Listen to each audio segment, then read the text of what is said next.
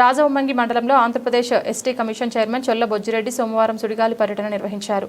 తొలుత జడ్డంగి గిరిజన సంక్షేమ వసతి గృహాన్ని సందర్శించి విద్యార్థుల యోగక్షేమాలు అడిగి తెలుసుకున్నారు.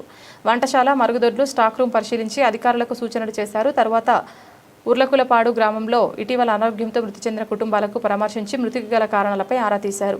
మంచిరేటి బోరు నీటి వల్ల కిడ్నీ వ్యాధులు వస్తున్నాయని గ్రామస్తులు తెలుపగా వైద్య సిబ్బందికి పూర్తి స్థాయి పరిశోధన చేసి శాశ్వత పరిష్కారం చూపాలని ఆదేశించారు. మంచిరేటి కేంద్రాల ఏర్పాటు కోసం కృషి చేస్తానని హామీ ఇచ్చి మృత కుటుంబానికి 5,000 ఆర్థిక సహాయం అందజేశారు. అనంతరం జడ్డంగి ప్రభుత్వ ఆసుపత్రి నిర్వహించిన మెడికల్ క్యాంపును బర్నగూడెం ఆశ్రమ ఉన్నత పాఠశాలలో మధ్యాహ్న భోజనాలను పరిశీలించి విద్యార్థులకు స్వయంగా భోజనం వడ్డించారు. సమస్యలు ఉంటే తన దృష్టికి తీసుకురావాలని తెలిపారు. ఇక్కడంటే జనాలు అనుకునేది ఏంటంటే వాటర్ బాగోలేదన్నట్టు అంటున్నారు, కానీ వాటర్ అనేది కాదని డాక్టర్ ద్వారా చెప్పడం జరుగుతుంది. కాబట్టి ఇక్కడ మనం తీసుకునే వైద్య పరీక్షలు జరిగేటప్పుడు డాక్టర్ పర్యవేక్షణ జరిగితే బాగుంటుందని అనుకుంటున్నాం. వీరు నెగ్లిజెన్స్ ఎక్కువ ఉంది, ఇక్కడ ప్రజల్లో నెగ్లిజెన్స్ ఎక్కువ వల్ల మందుల వాడకాలు కానీ దాని నెగ్లిజెన్స్ వల్లనే జరుగుతుందని అనుకుంటున్నాం.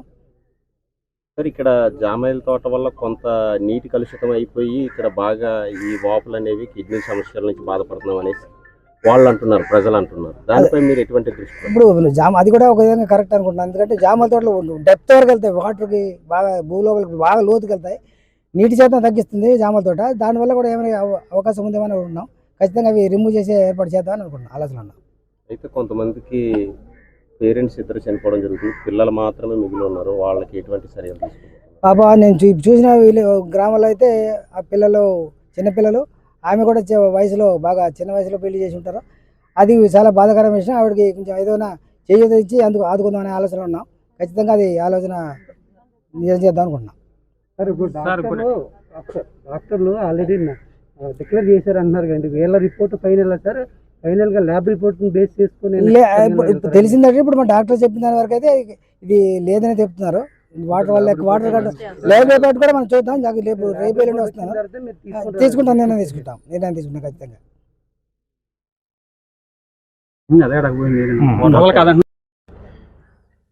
ఈరోజు రాజవొమ్మంగి గర్ల్స్ హాస్టల్ పాఠశాల సందర్శించడం జరిగింది.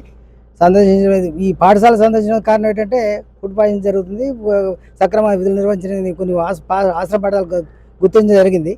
కాబట్టి వాటి దృష్టిలో పెట్టుకొని ఆశ్రమ పాఠశాల ప్రత్యేకించి వాటిపై విద్యార్థుల ఆరోగ్యం దృష్టిలో పెట్టుకొని పర్యవేక్షణ జరుగుతుంది. అక్కడక్కడ మనం గమనించేది ఏంటంటే బాత్రూములు, టాయిలెట్ సక్రమంగా లేవు, మంచినీటి సదుపాయం సరిగ్గా లేదు. ఇవన్నీ ఖచ్చితంగా ప్రభుత్వం దృష్టికి తీసుకెళ్ళి సక్రమంగా జరిగే విధంగా చర్యలు తీసుకుంటామని తెలియజేస్తున్నాను. మరణాలపై కూడా ప్రభుత్వం దృష్టికి తీసుకెళ్తున్నాం. వాటిపై ఖచ్చితంగా చర్య తీసుకునే అవకాశం ఉంది. ఇప్పుడు జరగబోయే కార్యక్రమాలు కూడా ప్రతి పాఠశాల కూడా వీటిని దృష్టిలో పెట్టుకొని చేయడం కోసమనే ఈ పర్యవేక్షణ జరుగుతుంది.